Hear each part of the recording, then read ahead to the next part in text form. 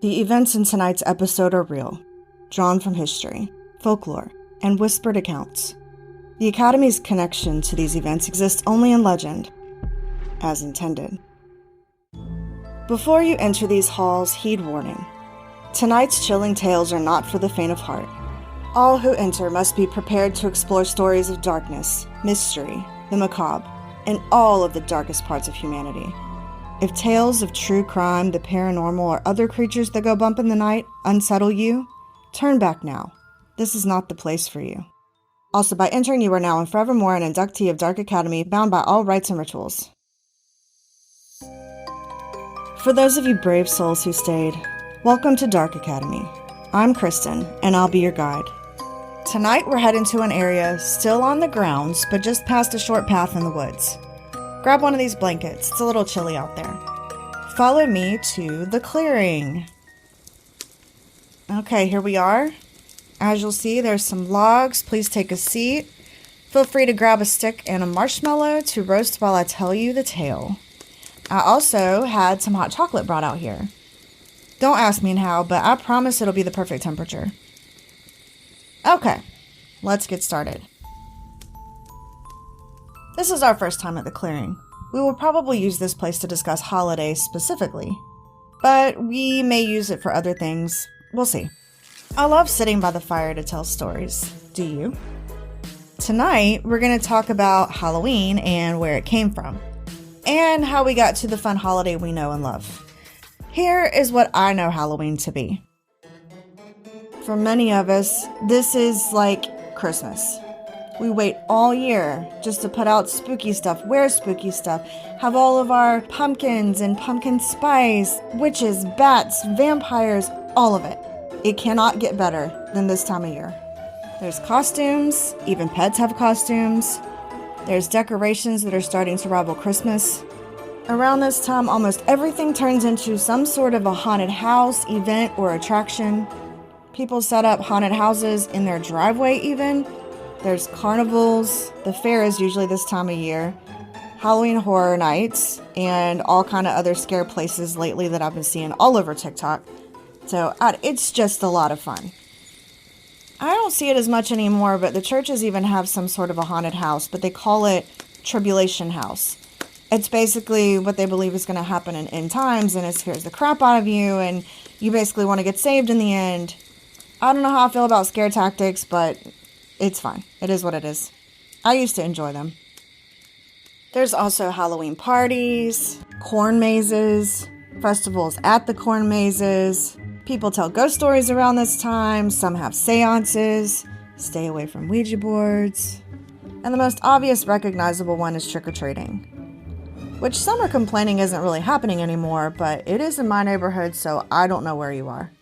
We even have somebody in the neighborhood who puts up a little map.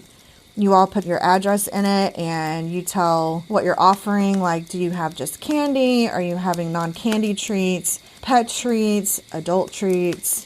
That's a lot of fun. So I'm very grateful for the person who puts that together. Anyway, one of my favorite things to do, and many others obviously, is to watch scary movies. Most horror films are released in October. Seems kind of obvious, but back in 1978, the movie Halloween was considered to be the first movie that was directly related to the holiday. This movie influenced so many movies after it. It's, I think, my favorite horror movie. Scream is second.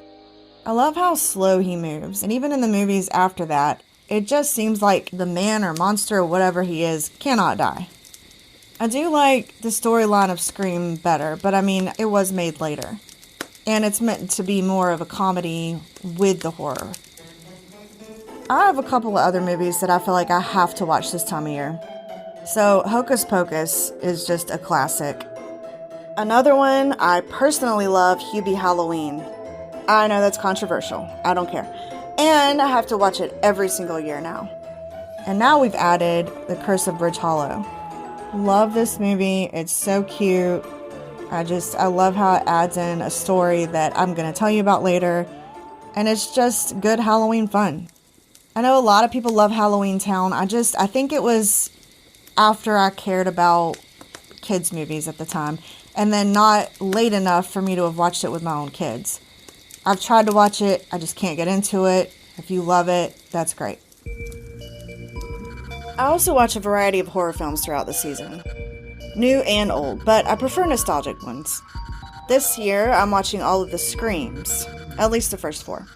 I'm also watching the Halloweens I haven't seen in a long time, like H2O, Resurrection, Halloween 2018, and so on. We know about present-day Halloween because we've experienced it. I don't know if y'all are like me, but I'm the queen of questions.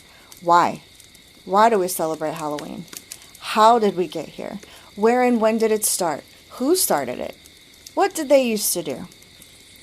I know cultures evolve, so I know it had to come from somewhere and change with us to what we have today. The who and where, though, is the Celts and the British Isles, more specifically Ireland and Scotland. I don't know an exact date, but it was a very long time ago. We're talking BC long, like possibly up to 1000 BC. That's over 3,000 years ago. The Celts didn't celebrate Halloween specifically, but it stemmed from their celebration, Samhain. The Celts were pagan, and the pagans celebrated and partied hard. They were gonna have a festival, and they were gonna worship their gods and honor something. Samhain is when they celebrated the end of the harvest. The other reason for the festival is where the why for Halloween comes in. Many cultures all over the world have a day for the dead. The Celts were no different. They thought the veil to the other side, to the other world, was thinner on this night, the night that ushered in winter. They believed the spirits could wander the earth during this one night of the year. They would leave a place setting and treats at the dinner table for when their family members who'd passed on got there. They would also line the streets with the candles to not only guide the ghosts in, but also to usher them out. No one likes someone who overstays their welcome. Mexicans used the scent of marigolds to guide their ghosts for Dia de los Muertos. It was really dark back then. This was a time when the nights were getting longer and they didn't have the modern lights we have today. They saw many things in the shadows. The ghosts of loved ones were not the only things that came through the thin veil. So the Celts did many things to get rid of these spirits. In the early days, they made offerings with animals and even human sacrifices. They would throw the bones in a large fire for purification. The sacrifices ceased, but the bone, or bonfires, continued. This only did so much. There were certain known spirits that continued to come through. Very scary spirits. The only answer seemed to be to stay inside or dress up like them if you must go out. It reminds me of The Walking Dead, where they put guts all over themselves to get past the herd of zombies. One of these scary spirits you wanted to hide from and avoid is the Lady Gwen. She sounds fancy, but she's headless. A headless woman in white who chased people who were out at night. And she had a black pig with her. The end. Because I don't know why. Just fascinating. The next species of spirits is the Dullahan. These headless horsemen are considered a death omen if you simply lay eyes on them. The Headless Horseman in Washington Irving's The Legend of Sleepy Hollow was inspired by the Dullahan. I love this story. Growing up, I couldn't get enough. I don't remember why, because it's been so long, but when I first saw the movie in 1999, I was a little disappointed. But it wasn't long before it was one of my favorite movies to rewatch. Okay, moving on to the puka. It sounds cute, but it's mischievous. Shape-shifting creature who can appear as a horse, goat, dog, or rabbit. It's probably some form of the beginning of trick-or-treat. They can be warded off by harvest offerings.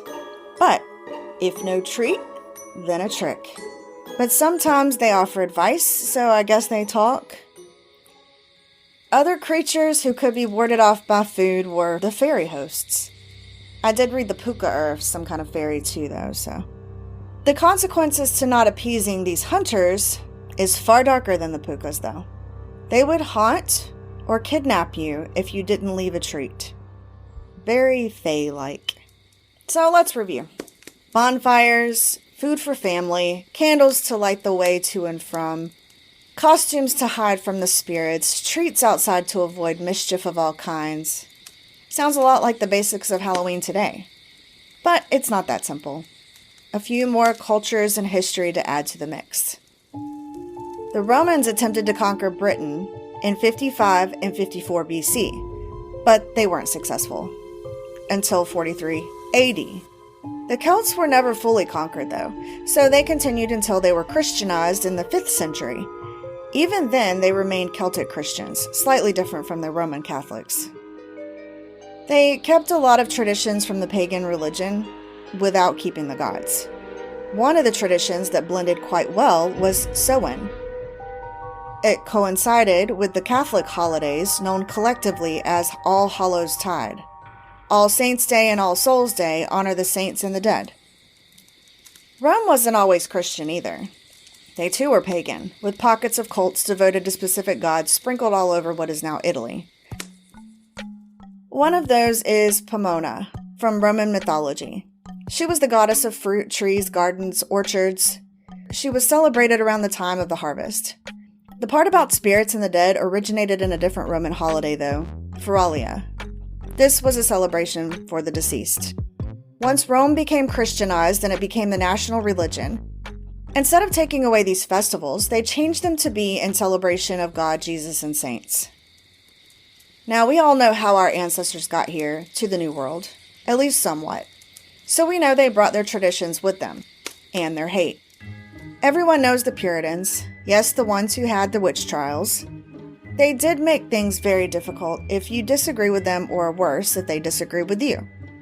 Well, the Puritans were Protestant. If you are unaware, Protestants and Catholics had huge, bloody religious wars in Europe. That hate was brought with them. So when Catholics came over with their All Hallows Tide, Puritans wanted nothing to do with it. They did have their own celebration they brought over, though, called Guy Fawkes Night, or Bonfire Night. Guy Fawkes was this man that wanted to blow up Parliament in 1605. His plan was discovered and it never happened, but his failure is what people celebrate. They marked the occasion by lighting bonfires, like Samhain. They would throw stones, nuts, and veggies to ward off evil spirits, in lieu of bones.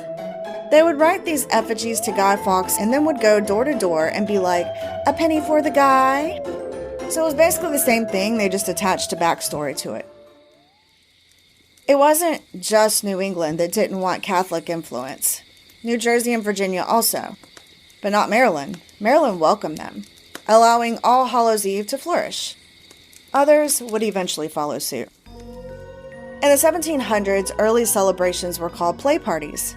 People in a community would come together to help each other with the harvest. So they would husk corn, pare apples, and slaughter livestock. They would entertain themselves with ghost stories, fortune-telling, and of course, singing.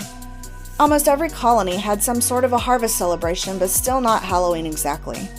But then, the famine in Ireland brought over 1 million Irishmen and all their traditions. Halloween was inevitable. In the late 1800s, Halloween was like a community celebration. There were festivities for the whole family. There were games and seasonal food and even festive costumes. The Irish and the Scots brought over another tradition, mischief night. Boys of the town were out playing pranks on people and running amok. Amok, amok, amok. This is where boys will be boys came from, as an excuse for their bad behavior. In the Victorian era, women were more worried about love and romance than ghosts, goblins, and witches.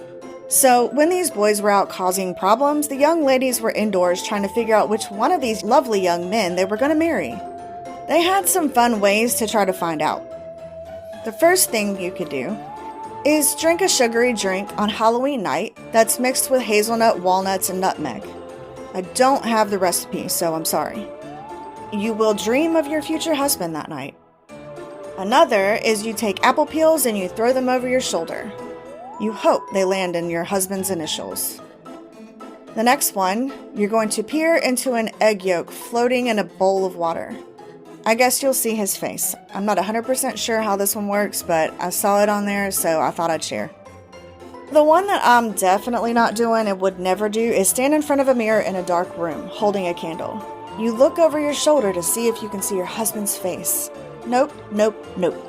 Like everything, competitive people eventually make things about winning instead of fun.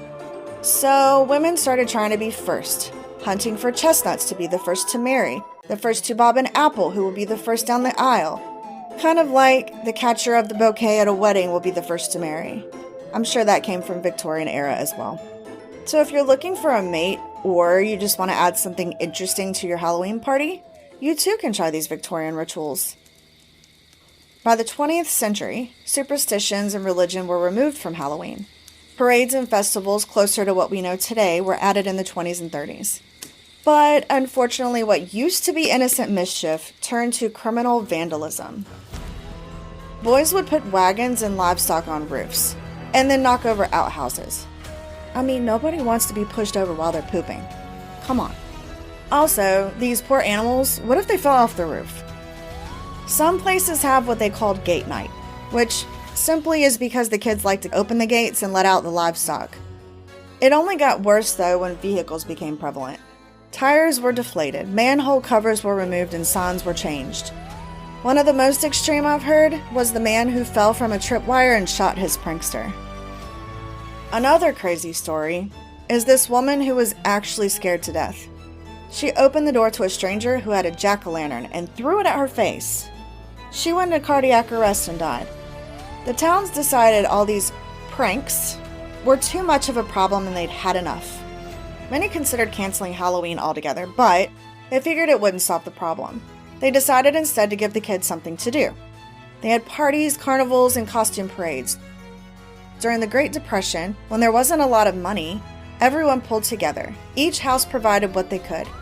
They gave them sheets so they could dress as ghosts, soot so they could paint their faces, treats were given out. People would make haunted houses in their basements. That's a no for me.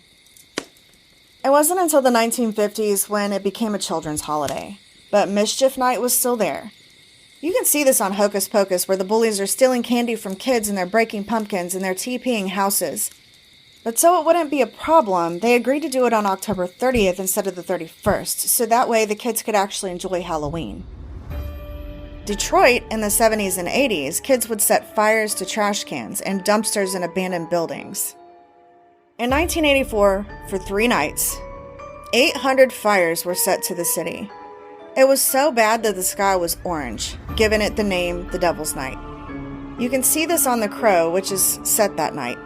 Obviously, it continued because it took all the way until 1990 when police got involved.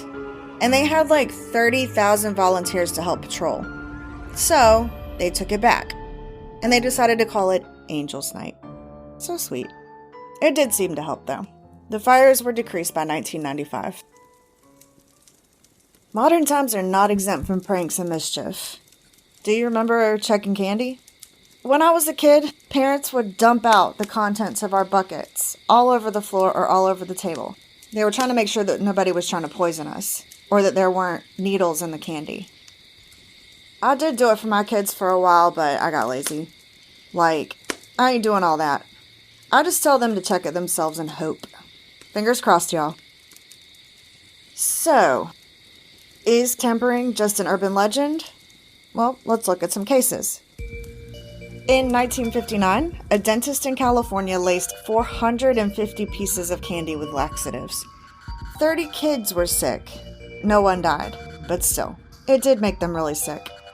In 1968, Toronto police reported finding razor blades, needles, and poison inside Halloween apples. In 1974, a Texas man handed out pixie sticks laced with cyanide. He gave them to 5 kids, including his own 8-year-old son. His son is the only one who ate it, so he was the only one who died. Luckily, the police got to the other kids before they ate any. This is the case that got parents really scared. In 2000, a 59-year-old Minneapolis man put needles in chocolate bars. They did find him to be mentally unstable and put him in an institution. Canada had a scare in 2001 when a toddler died after eating candy. Parents were asked to confiscate their children's candy. It was later determined she died of an unrelated medical condition. In 2016, Atlanta parents were urged to throw out candy when a child fell ill. It was later determined the candy was not poisoned. In Canada, 2017, an 11-year-old girl had to have surgery after eating a Reese's peanut butter cup containing a metal object. They could not determine if it was put there intentionally or if it was a manufacturing error. Though some of the cases turned out to be unrelated, my verdict is not just a myth. So check your candy. Beyond the candy, when we were kids, the costumes were terrifying, even the princess ones. Looking back anyway. These thin plastic outfits and masks that look like the Strangers Killers, they were just so scary. I assume many different movies and Pinterest, along with people competing to have the biggest and best, took us the rest of the way to where we are today. There are some things about Halloween that I've never even thought about, like orange and black. We have more colors now, but for a long time it was only orange and black.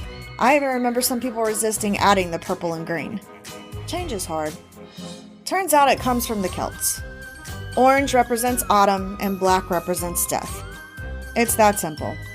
Apples. They stem from Pomona, the Roman god of the fruits and orchards. Black cats came from the belief in witch familiars and that witches can shapeshift into black cats. The jack-o'-lantern stems from this fun Irish myth about Stingy Jack. This is represented in The Curse of Bridge Hollow. The story in the movie isn't the same as the actual story, but it's fun anyway. As the story goes, this guy, Jack, was a drunkard and used to cheat people, which is how he became Stingy Jack. So the devil got word and he was like, ooh, that's a soul for me. So he went down to take his soul and Jack talked him into having a beer with him instead. So they go and they have a beer and they talk. At the end of the night, it was time to pay and Jack was like, well, I don't have any money, so why don't you turn yourself into a coin so we can pay for this? But instead of paying, he stuck him in his pocket and then he just left. Well, in his pocket, he had a crucifix, so the devil was stuck in there. In order to let him go, Jack made a deal for him to leave him alone for another 10 years. So the devil did. But in 10 years, he came back. And for some reason, he tricked him into going up a tree. But then he put a whole bunch of crucifixes at the bottom of the tree or carved them in. So again, the devil couldn't come down. So he made him another deal that basically he would never take Jack's soul. So he let him go. When Jack finally died, he was not accepted into heaven for obvious reasons. So whenever heaven wouldn't take him, he tried to go to the devil, and the devil was like, nah, we made a deal. I can't take your soul. So Jack was doomed to roam the earth with only a lantern carved from a turnip to light his way. And then somehow this led to other people carving jack-o'-lanterns to ward off spirits. Later, when the Irish came over to the United States, they brought their tradition. But turnips weren't easy to get here, and pumpkins were, so the new jack-o'-lanterns were carved from pumpkins. So bats and vampires. In Romania, it was believed a bat flying over an unburied corpse would make them a vampire. Medieval artwork depicted demons with bat wings. In 1870, Bikram and the Vampire took inspiration from a Hindu folklore about Badal, a vampire-like demon who appears like a large bat-like creature that hung upside down. It wasn't until Bram Stoker's Dracula that a vampire could shapeshift into a bat. So how did bats on their own become associated though? It's actually pretty simple. Remember all those bonfires/bonfires? Well, fires bring bugs, bugs bring bats. I couldn't find where the vampire is directly related to Halloween, but given the whole people are rising from the dead on this night, it makes sense. Zombies are relatively new to the Halloween scene. Cultures who practice voodoo seem to be the only ones who have any legends or folklore about zombies. They have definitely become a staple in modern times, though. We love a zombie. Werewolves have a long history in folklore, beginning in the Mesopotamian Epic of Gilgamesh in the 2nd century BC. Long story short, we all know, they transform with a full moon and eat people. Some say Halloween draws them out as well. It's probably because there's a full moon around the autumn equinox and one near Halloween. Today, there are many things associated with Halloween because it's now just a time to dress up and party and scare the crap out of each other, which is so fun. And let me tell you, it does not come cheap. Americans are estimated to spend $6 billion on Halloween every year. Around $500 million of that is for pet costumes alone, y'all.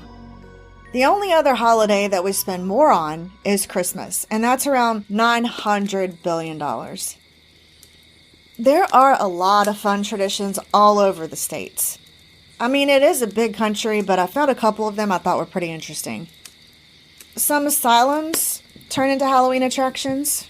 Real-life haunted houses have special tours, but here are some kind of out of the ordinary. St. Helens, Oregon is set up as Halloween Town from the Disney movie. Again, I'm not a huge Halloween Town person, but if I was, I would imagine that would be a goal. Kind of like Salem is, since I love Hocus Pocus. You can also stay in Bella's bedroom from Twilight. Also not a huge Twilight fan. I tried to rewatch it not that long ago. I could not get through it. I'm sorry. I know some of y'all love it. So again, Salem, Massachusetts, they celebrate the dead all month long in October, but the highlight is the Witches' Ball. Then we have Terror on Tilson Street in Romeo, Michigan. There's 2 blocks decorated by residents that attract about 80,000 visitors each year. That's a lot of visitors for a neighborhood.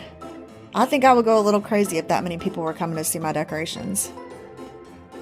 The town of Irvington, Indiana, has a Halloween festival that includes a charity ball, a spooky organ concert, puppet shows, a vampire run, and a blood drive. Might I suggest a vampire blood drive? Taking donations. Lexington, Kentucky has the Thriller Parade, where people dress as zombies and parade down the street to the Michael Jackson's hit song. And of course, New Orleans has a parade. That's what they do best. The Crew of Boo is kicked off by a zombie run where contestants dress up as zombies. The first time I heard of this was when I was actually in New Orleans, and it was happening the night that we were supposed to leave. We couldn't stay another day, so it really sucked. The parade has giant creatures that pass out candy, voodoo dolls, and of course beads. This last one I think is the most unique fun. Manitou Springs, Colorado has a Emma Crawford Festival. She was a lady who was buried on a mountain, but she washed away in a landslide. To honor her, people decorate coffins to race down a hill. The racers are called Emmas. There is also a prize for the best decorated costume. I just think that's so creative and fun. I didn't know until TikTok that Halloween wasn't as big in the rest of the world. It makes me sad, because I adore this holiday. It kicks off all the holidays here in the States, and it's over way too quickly. Hopefully, the rest of the world will one day be able to enjoy Halloween as we do, with your own special twists, and I can't wait to talk about them in the future. Well, that's all I have for you on Halloween. Feel free to tell me your favorite Halloween traditions or what you and your town do special down in the comments. Alright, so I'll walk y'all back to the lobby since the spirits are a bit more active this time of year. I mean, I like you all just fine, but I don't need you stuck here with me every time I come. Thank you for joining me here at Dark Academy. I hope you enjoyed this dark and chilling special tale from Halloween, and we'll come back next time for another one. Don't forget to leave a review for this episode in the comment section below. I'll try to post pictures and other content on TikTok and Instagram at Dark Academy Pod. If you'd like to rate the whole show, you can do that at Apple Podcasts. You can rate it on all the apps, and please do. It really helps a small show like this one. You can also email me at darkacademypod@gmail.com. Thanks again for listening, and I hope to meet you here next time. Same time, same place, for it's always midnight at Dark Academy. Bye!